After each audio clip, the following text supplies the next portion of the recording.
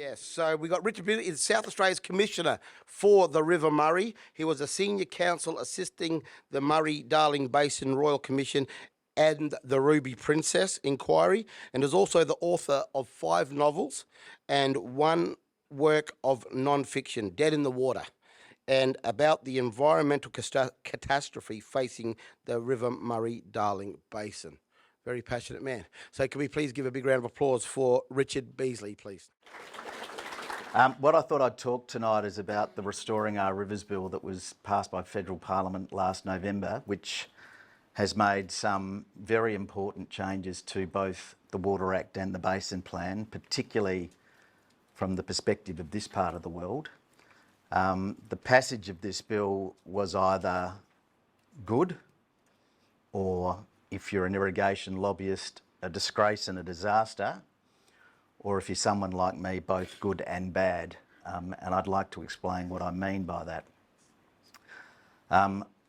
In the 10 minutes I've got, I can't explain the entirety of anything as complex as the Basin Plan.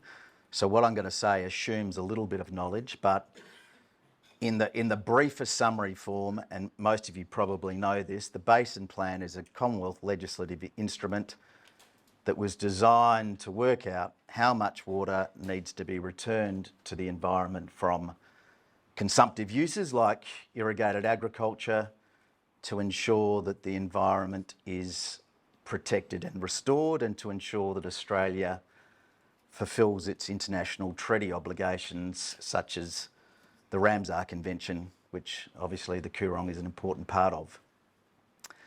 And it's a plan that was meant to be based entirely on best available science.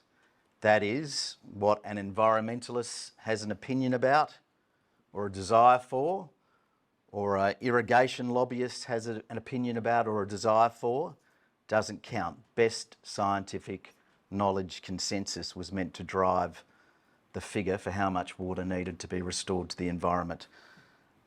Unfortunately, that didn't happen and still hasn't happened, but that's a very long story. I'll get back to the Restoring Our Rivers Bill. The bill passed on the vote of the government, the Greens and Senator Pocock. It still needed another vote, and depending on which side of the fence you're on, Senator Van, who was kicked out of the Liberal Party for alleged misbehaviour, also voted for the bill, so it went through and made these changes I'm about to tell you about. The first change of significance and the most important from South Australia is that, for those of you that know the Basin Plan, there is meant to be a recovery of 2,670 gigalitres a year, plus from the Southern Murray South Australian perspective, another 450. In the last 12 years, it's taken 12 years to recover 20 gigalitres of that 450. So it's obvious that things weren't going very well to recover that water, which is designed to enhance the environment of the Southern Murray, the Coorong, the Lower Lakes and the Murray Mouth, and achieve positive environmental outcomes for it. What this bill does is provide that the 450 should go ahead, that rather than being recovered through what are called efficiency measures, that's payments to farmers or irrigators to make them more water efficient, or off-farm projects that save water, like putting water in channels to save evaporation, that sort of thing. Instead of only relying on that, which, as I said, has meant 20 gigalitres in 12 years, the government will be now able to use some funds to purchase the water. Obviously, voluntary transactions, hugely controversial. A lot of people say voluntary purchases of water by the government cause a lot of damage to rural and regional towns.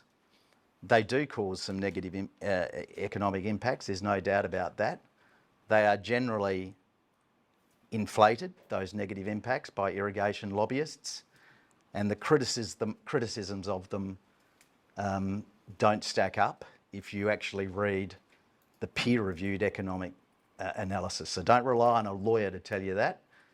There's plenty of good peer-reviewed economic analysis to say these things, voluntary water buybacks don't destroy rural Australia. If they do have negative impacts, then people should of course be compensated. But no one's ever been able to explain to me the moral case for not allowing someone that holds a water entitlement to be able to freely sell it to their government for an environmental purpose. I just don't understand why in Australia you shouldn't be able to do that. But in any event, that's a positive thing from the Restoring Our Rivers Bill, I think.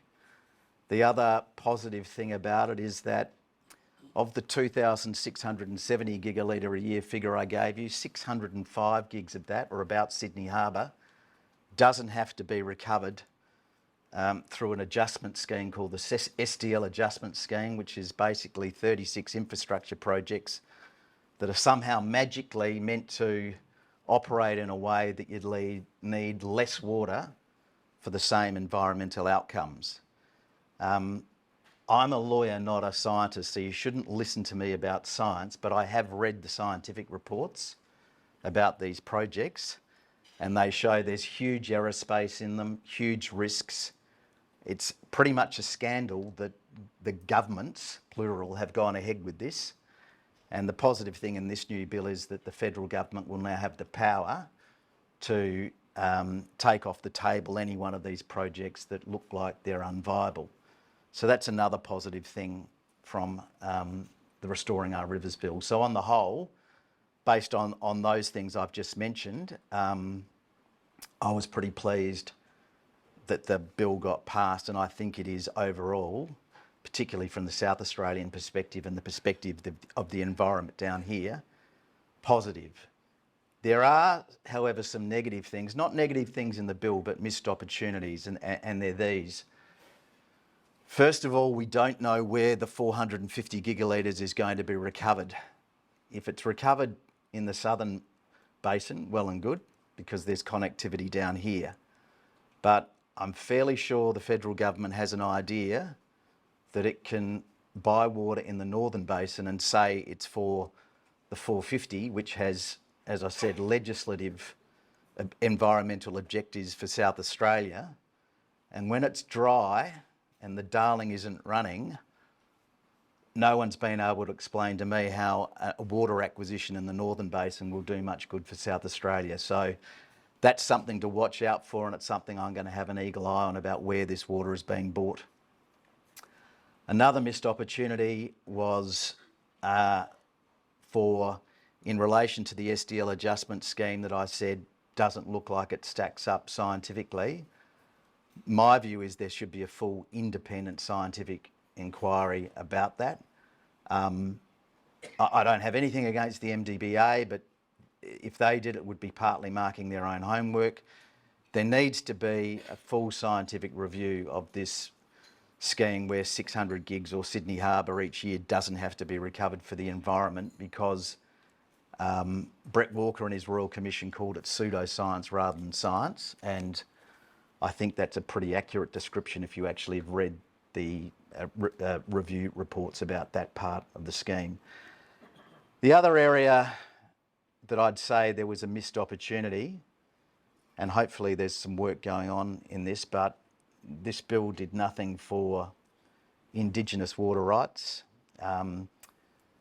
There's still no cultural flows under the Basin Plan. There is in some state water sharing plans or water plans, whatever they call them in each individual state. But there was a missed opportunity to do something about investigating cultural flows for the Aboriginal nations of the Basin. And I know there were plenty of people, not just environmentalists, and not just elders from Aboriginal nations that were disappointed in that. So, on the whole, I'd say it was positive that the bill got passed. It's one of those few examples, I think, despite the strangeness of how the bill got through, a federal parliament actually working together. I congratulate the Greens because I know, they know, there are still plenty of flaws in the basin plan, not least of which, given that it's not based on best available science, it's still fundamentally, in my view, and in the view of better lawyers and scientists, better lawyers than me and scientists, fundamentally unlawful. And Australia as a country really, which is based on the rule of law, should not allow a federal statutory instrument to be knowingly unlawful. They can get away with it because challenging the lawfulness of the basin plan, A, is really hard, but B, might be self-defeating in the sense that it would blow it up. And I think we're better off improving the plan than blowing it up legally. But it is disappointing that that hasn't been done. But on the whole, the parts of the amendments to the Water Act and the Basin Plan in relation to the 450 gigs are good news. As I said, the two things I'd look out for are, one, where is this water going to be bought?